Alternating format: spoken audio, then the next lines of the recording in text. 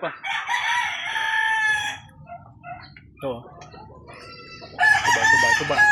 Saan? Tuba. Akin na. Ay, nahulo. Manguha ka pa. Yan, dahil walang biyahe ngayon. Yan na lang kainin natin. Harap. Ito pala yan. Ay, hindi. Makyat ka kasi doon.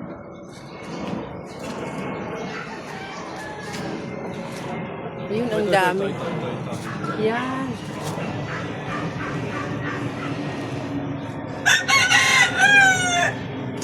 Ito. Mga tanim ko lang yan.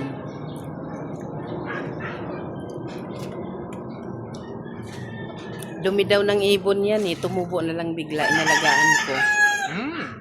Sarap. Grabe. Dami nandun sa taas.